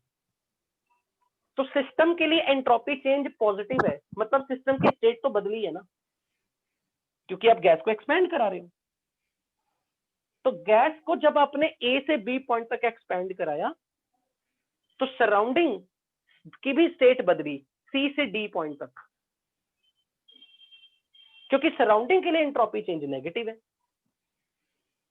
तो सराउंडिंग के भी स्टेट में तो चेंज आया, लेकिन जब मैंने गैस को A से B इरिवर्सिबली एक्सपेंड कराया, यानी कि मैं फिर से गैस को A पॉइंट से B पॉइंट तक पर इरिवर्सिबल तरीके से लाया, तो सिस्टम का तो डेल्टा एस अभी भी उतना ही था, पर सराउंडिंग का डेल्टा एस अब की बार कुछ और है। इसका मतलब सराउंडिंग C पॉइंट से D पॉइंट तक नहीं पहुंची है, क्योंकि अगर वो C से D पहुंची होती तो सराउंडिंग का डेल्टा एस अब भी उतना ही आता सर जितना सराउंडिंग सिस्टम के का लिए आता। प्रोसेस इरिवर्सिबल कैसे है? सराउंडिंग के लिए प्रोसेस इरिवर्सिबल कैसे है? सराउंडिंग के लिए तो प्रोसेस इरिवर्सिबल है ही नहीं। नहीं होता। सराउंडिंग के लिए तो सारा ही प्रोसेस रिवर्सिबल है। मतलब जब मैं Reversible है। इरिवर्सिबल बोल रहा हूँ, मैं सिस्टम के लिए बोल रहा हूँ। मतलब जब मैं सिस्टम को इरिवर्सिबली लेके आया तो सराउंडिंग के लिए सी पॉइंट से सराउंडिंग डी स्टेट में नहीं गई, सी से वो किसी ई स्टेट में गई, क्योंकि सराउंडिंग के लिए जो चेंज इन एंट्रोपी है वो कुछ अलग आया। पता चली ये बात? सर वो सर डेल्टा एस Yes, वो sir. P2 into V2 minus V1 कैसे हुआ? ये नंबर कैसे आया? हाँ यस भाई साहब, पहले क्या कर रहे थे? डेल्टा सराउंडिंग हमने कैसे लिखा था? क्यू सर आपने सराउंडिंग। लिखा तो है बोर्ड पे सब ऑलरेडी, अरे हाँ, यहाँ बता लिखा हुआ। दीजिए वहीं से। हाँ देखिए, डेल्टा सराउंडिंग को मैं ऐसे लिख रहा था, Q surrounding by temperature of surrounding, T surrounding, जिसको मैंने टी सराउंडिंग को मैंने टी डैश का नाम रखा। अगर सराउंडिंग ने 5 जूल हीट लूज की तो सराउंडिंग के लिए वही नंबर -5 है। उस -5 नंबर को मैंने बोला सिस्टम के लिए तो वो +5 है, पर सिस्टम के लिए वो +5 इरिवर्सिबल वाला है, क्योंकि सिस्टम के लिए प्रोसेस इरिवर्सिबल है, पर सराउंडिंग के लिए यही प्रोसेस अभी भी रिवर्सिबल। तो सराउंडिंग ने जो 5 जूल हीट लूज की है वो क्योंकि रिवर्सिबल मैनर से ही की है, तो वही -5 को हम यहाँ पुट कर सकते हैं, जिसको तुम चाहो तो यहाँ -+5 लिख दो, और +5 सिस्टम का क्यू है। अब सिस्टम के लिए ये जो क्यू था, क्योंकि सिस्टम के लिए डेल्टा ई 0 था, तो सिस्टम के लिए जो क्यू था वो सिस्टम के लिए -W था। तो मुझे इसकी वैल्यू -W मैंने यहां पुट की, तो ये बन गया +W/T। और वर्क इरिवर्सिबल प्रोसेस में कितना होता है? स्मॉल रेक्टेंगल जितना, और स्मॉल रेक्टेंगल जितना work P2 into change in volume, ये स्मॉल रेक्टेंगल जितना एरिया, इसलिए ऐसा लिखा। क्या ये चीज पता लगी भाई? Yes sir. शर्मा के बोल रहे हैं या दोबारा पूछना चाह रहा है? मैं बता दूंगा। नो सर कंफ्यूज हो गया था सर, वो अब क्लियर इरिवर्सिबल है? का बोल। यस ओके सर हाँ सर आपने बोला कि एक बार सराउंडिंग C2D जा रही है तो दूसरी बार C2E जाएगी। हाँ, क्योंकि अगर वो C2D जा रही है और अभी भी C2D ही जा रही होती, तो डेल्टा सराउंडिंग का चाहे इस पाथ से जाए या इस पाथ से जाए, डेल्टा तो सेम सेम आता। आता ना। हाँ हाँ Yes, sir. पर डेल्टा तो बदल रहा है ना सराउंडिंग का। हाँ सर। इसका मतलब वो C से D पॉइंट पे पहुंच ही नहीं रही, वो कहीं और जा रही है। अच्छा हाँ सर, तो मैं ये पूछ रहा था, हम C से तो सराउंडिंग का ही है, तो हम C2D और C2E का ग्राफ प्लॉट कर सकते हैं? नहीं, मतलब हमें क्या पता सराउंडिंग कौन सी इक्वेशन फॉलो कर रही है? हम गैस का अच्छा, एक्सपेंशन कर रहे हैं, तो सिस्टम की पीवी पता है ना हमें। हाँ Yes, हाँ sir. समझ आया? आ गया सर। ओके, अब हम इसी केस को प्रूव करेंगे अगर हमने ये सारा केस एडियाबैटिक प्रोसेस में करवाया होता। सर जब हम Q को इरिवर्सिबल कहते हैं तो हाँ। उसका मतलब ये होता है कि हीट एक्सचेंज इरिवर्सिबली हो रहा है। यस, यानी कि सिस्टम के लिए वो हीट एक्सचेंज इरिवर्सिबली हुई है। मतलब तुम सिस्टम हो, मैं सराउंडिंग हूँ, ठीक है? Yes, मैंने तुम्हें हीट 10 जूल बड़े प्यार से धीरे धीरे दी, तो तुमने भी बड़े प्यार से धीरे धीरे ली, ठीक है? Yes sir. तो तुम्हारे लिए जो हीट एक्सचेंज आया +10 और मेरे लिए -10, हम दोनों का क्यू रिवर्सिबल है। बस फर्क इतना, तुम्हारा क्यू रिवर्सिबल पॉजिटिव है, मेरा क्यू रिवर्सिबल नेगेटिव है। यस। अब मैंने तुम्हें हीट झटके से दी, एक्चुअल में मैंने तुम्हें हीट झटके से नहीं दी, तुमने मेरी दी हुई हीट को झटके से लिया है, क्योंकि मैं सराउंडिंग इतनी बड़ी साइज में हूं कि मैंने हीट झटके में दूं, स्लोली दूं, मेरे टेम्परेचर में चेंज नहीं आने वाला। पर सिस्टम का साइज छोटा है ना सराउंडिंग से, तो सिस्टम के लिए अगर वही बंच ऑफ हीट झटके से आएगा, सिस्टम को इंपैक्ट ज्यादा मिलेगा, सिस्टम Yes. उस हीट के चेंज को ड्रास्टिक फील करेगा। तो अगर मैं ये बोलूं तुमने हीट इरिवर्सिबली ली, इसका मतलब वही, अब मैंने 20 जूल की हीट अगर तुम्हें दी तो तुम्हारे टेम्परेचर में सिग्निफिकेंट चेंज आ रहा है, पर वही Okay, 20 sir. जूल का हीट देते वक्त मुझे मेरे टेम्परेचर में चेंज नहीं आ रहा। यस। तो प्रोसेस इरिवर्सिबल है या रिवर्सिबल है, ये सिस्टम के लिए है। पता चली? Yes sir. तो जब मैं कहूंगा ना इन एन इरिवर्सिबल प्रोसेस, मतलब समझ लेना सर सिस्टम के बारे में बोल रहे हैं, सराउंडिंग के लिए तो हमेशा रिवर्सिबल है। तो अगर Yes. मैंने तुम्हें कहा कि तुम सिस्टम हो और तुमने 20 जूल हीट इरिवर्सिबली लूज की, तो मैं कहूंगा मैंने सराउंडिंग ने 20 जूल हीट तब भी रिवर्सिबली गेन की। पता चला? Yes sir. ओके। अभी एक स्टूडेंट ने पूछा था, अर्चित ने, sir Clausius inequality always true है? हाँ बिल्कुल है। Now let us suppose I am going to teach you what happens if the process is adiabatic expansion and again reversible adiabatic expansion. तो सपोज मैं गैस को A पॉइंट से B point तक gas को एक्सपेंड करवा रहा हूं और गैस का प्रेशर मैंने P1 से P2 तक ड्रॉप करवाया, वॉल्यूम V1 से V2 तक इंक्रीज कर गया। पर अब की बार गैस के लिए pressure P1, volume V1, temperature T1 था, पर B पॉइंट पे गैस का pressure P2, volume V2, temperature T2 था। क्योंकि जब गैस एडियाबैटिक प्रोसेस फॉलो करती है तो delta E Q plus W, Q 0 है, तो डेल्टा E वर्क है, and delta E is NCVM delta T। और जब गैस एक्सपैंड कर रही है तो वर्क नेगेटिव आएगा, work of expansion is negative, मतलब डेल्टा E इज नेगेटिव, तो this implies temperature change is negative, मतलब गैस का फाइनल स्टेट में टेम्परेचर लेस देन T1 है। याद आया? Yes sir. यानी कि गैस एक्सपैंड होते होते क्या हो रही है? ठंडी हो रही है। ठीक है, गैस एक्सपैंड होते होते ठंडी भी हो रही है। ऐसे केस में अगर कोई मुझे ये कह दे, अच्छा अब मुझे ये बताओ, मैंने बोला प्रोसेस रिवर्सिबल है, तो अब पहले तो मुझे ये बताओ, सराउंडिंग ने अगर 20 जूल हीट लूज किया तो सिस्टम ने उस 20 जूल हीट को रिवर्सिबली लिया है या इरिवर्सिबली लिया? रिवर्सिबली। पर सराउंडिंग ने वही 20 जूल कैसे लूज किए? रिवर्सिबली। रिवर्सिबली। सराउंडिंग के लिए वही 20 जूल रिवर्सिबली लूज हुए, पर सिस्टम के लिए वही 20 जूल अब की बार वाकई में रिवर्सिबली सिस्टम के पास आए। Yes sir. पर ध्यान से सुनना, प्रोसेस कौन सी है? एडियाबैटिक। एडियाबैटिक। एडियाबैटिक का मतलब क्या था? सराउंडिंग से सिस्टम में हीट नहीं आ सकती, no heat exchange. No heat exchange. तो मैं ये बोल सकता हूं Q फॉर द सिस्टम, जैसे मर्जी लिखो, 0 है।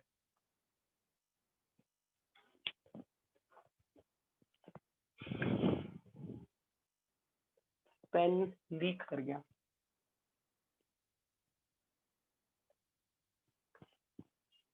बताओ भाई, क्या ये बात सही है? Yes, Q sir. For the system तो 0 है। तो अगर कोई मुझे Yes. बोले delta S for the system बताओ, तो उसको तो मैं ऐसे ही लिखूंगा ना, D Q system reversible by T का By इंटीग्रेशन। 10. पर Zero. अब तो मैं बोल सकता हूँ कि टी इंटीग्रेशन से बाहर नहीं आता क्योंकि टेम्परेचर चेंज हो रहा था, पर उससे कोई फर्क ही नहीं पड़ता टी इंटीग्रेशन से बाहर आए ना आए, क्योंकि डी क्यू नंबर ही 0 है, Yes. यही नंबर 0 है। तो डेल्टा एस फॉर सिस्टम 0 आएगा। अब मुझे ये बताओ, सिस्टम ने क्या हीट एब्जॉर्ब की? क्या सिस्टम ने हीट एब्जॉर्ब की? No, sir. तो क्या सराउंडिंग ने हीट लूज की? No, sir. सराउंडिंग ने भी तो हीट लूज नहीं की क्योंकि प्रोसेस एडियाबैटिक थी। तो delta surrounding 0, delta system 0, what is delta universe total? 0. 0. 0. और जिस प्रोसेस में एंट्रोपी चेंज 0 आएगा, क्या मैं ये कह सकता हूं S is constant? Delta S constant नहीं बोल रहा, मैं बोल Yes, रहा sir. हूं S S is constant. Constant. No यानी increment or कि decrement. सिस्टम के लिए एंट्रोपी कांस्टेंट है, चाहे वो एक क्लोज कंटेनर की आइडियल गैस के क्लोज सिस्टम के लिए एंट्रोपी कांस्टेंट है, पर यूनिवर्स के लिए भी एंट्रोपी कांस्टेंट है। So there is no change in entropy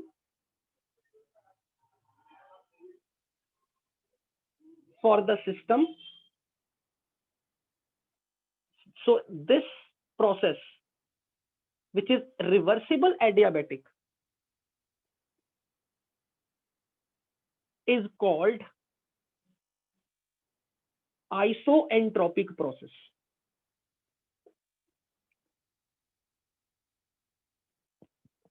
Isoentropic process. बच्चों यहां तक ये चीज क्लियर हुई? बताओ। Delta Yes, S sir. Surrounding का बता दीजिए 0 क्यों हुआ?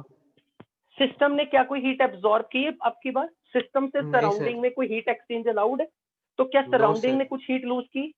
कुछ लूज नहीं किया। अच्छा, ओके ओके, समझ गए। लेकिन मजा तब जब मैं आपको बोलूं कि अभी तो मैंने आपको ये बार बार बोला कि सिस्टम के लिए, गैस वाले सिस्टम के लिए डेल्टा एस निकालने का तरीका ये होता है। बताओ ये कहा था या नहीं ये question? Yes sir. Yes, sir. पर मैं हाँ अब सर, आपको कहा यहां था। से प्रूव करके दूंगा कि यहां से भी चाहे अगर आप डेल्टा एस निकालते तो भी 0 आता आंसर। क्योंकि अब ध्यान से समझना बच्चों, बड़ा इंटरेस्टिंग पॉइंट है यहाँ पे। मुझे एक बात बताओ, जब गैस एक्सपैंड हो रही है तो उसका वॉल्यूम बढ़ रहा है या घट रहा? बढ़ रहा है सर. बढ़ रहा है। बढ़ रहा ये है सर। नंबर पॉजिटिव आएगा। Positive. Yes, sir. Yes, sir. Yes sir. पर जब गैस एक्सपैंड हो रही है वो ठंडी भी तो हो रही है, Yes, sir. Yes, sir. तो टेम्परेचर, कम होगा. तो ये टर्म नेगेटिव होनी Negative. चाहिए। Yes. अगर ये Yes. टर्म पॉजिटिव है और ये टर्म नेगेटिव है, और मैं कह रहा हूं कि ओवरऑल डेल्टा सिस्टम 0 है, दोनों तो का इसका मैग्नीट्यूड मतलब क्या बराबर. हुआ?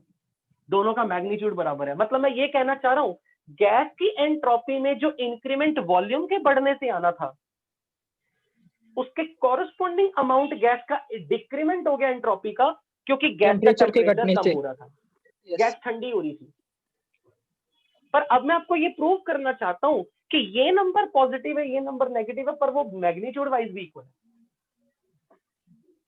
Do you agree to this और नॉट? जो अभी मैंने बोला कि Yes, अगर sir. Delta Yes, system sir. 0 है, इसका मतलब ये है कि ये दोनों नंबर का मैग्नीट्यूड Equal इक्वल है. है, पर साइन ऑपोजिट है।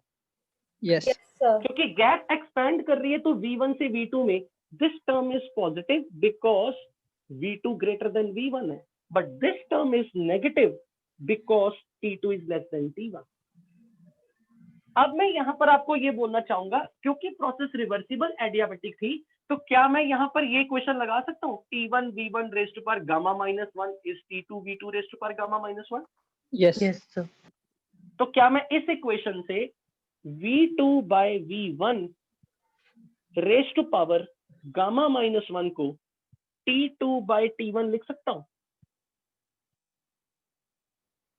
सॉरी, T1 बाय T2 यहां से Yes, sir. चेक कर लो, जबरदस्ती हाँ नहीं करनी। Yes, sir. ओके, गामा -1 को अगर मैं यहाँ पे लॉग लगा दूं दोनों तरफ, सर T2/T1 ही होगा ना? T2 V2 रेस्ट पर gamma -1 is T1 V1 raised पर gamma -1 cross multiply. Yes sir, ठीक ही लिखा है। अरे यार ये देखो ना, ये रिलेशन है। ये कब होगा? T2 into V2 रेस्ट पर gamma -1 is T1 into V1 raised पर गामा -1। सही तो लिखा है? Yes sir. जिंदा? Yes yes sir. सर। तो log T1 अगर मैं लगा दूं दोनों तरफ, log T1/T2 दोनों तरफ, तो क्या मैं अब ये लिख सकता हूं इसे gamma -1 log V2/V1 is log T1/T2? Yes or no? Yes sir. Yes Yes, sir. sir. Put the value of gamma CPM upon CVM -1 log V2/V1 is equal to log T1/T2. Yes or no? मैंने क्या किया, gamma की value put कर दी, तो क्या मैं इसको ये लिख सकता हूं CPM minus CVM upon CVM log V2/V1 is equal to log T1/T2, and this number is nothing but R log V2/V1 is CVM log T1/T2।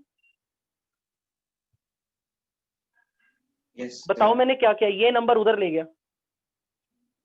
और अगर मैं दोनों तरफ नंबर ऑफ मोल से मल्टीप्लाई कर दूं तो आपको कोई एतराज होगा? No sir. No sir.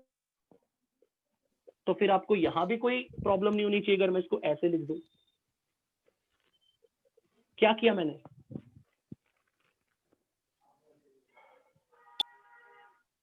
Check करके उल्टा देखो। कर दिया और नेगेटिव साइन लगा दिया। साइन रिवर्स कर दिया। तो अब मुझे बताओ, ये नंबर की वैल्यू आपने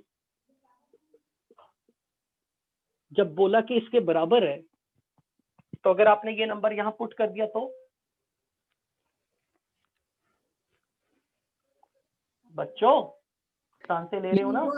यस सर। ये जीरो सर हो जीरो जाएगा, होगा। ये कैंसिल हो नंबर जाएंगे। जब आप यहां रख दोगे तो ये नंबर जीरो हो कैंसिल हो जाएगा ना? जाएंगे। जीरो हो जाएगा। तो विश्वास नहीं हो रहा था। यानी कि मैं ये कहना चाह रहा हूं, आप सब कुछ यहां से कर रहे हो, बस ये तो मोह माया है। बेसिकली आप सब कुछ यहां से कर रहे हो। तो अगर आपसे किसी ने पूछा बताओ कोई ऐसी प्रोसेस होती है जिसमें एंट्रोपी गैस एक्सपैंड भी करे और उसका एंट्रोपी फिर भी ना बढ़े? Yes sir. Adiabatic process. ना, रिवर्सिबल एडियाबेटिक बोलो। Reversible adiabatic. रिवर्सिबल एडियाबेटिक बोलो। तो अब जो आप न्यूमेरिकल शीट में से कर सकते हो ना, वो इस टाइप के क्वेश्चंस कर सकते हो। मैं आपको ग्रुप में पोस्ट करूंगा कौन कौन से न्यूमेरिकल अब आप ट्राई कर सकते हो गैस की एंट्रोपी निकालने के। हर बार आपने ये क्वेश्चन लगाने, और डेल्टा सराउंडिंग कभी भी निकालना हो ना, बच्चों को बड़ी घबराहट होती है डेल्टा सराउंडिंग की। मैं आपको बड़ा सिंपल सा फंडा बता रहा हूँ, डेल्टा एस सराउंडिंग कभी भी निकालना सर हो, टाइम बहुत हो गया।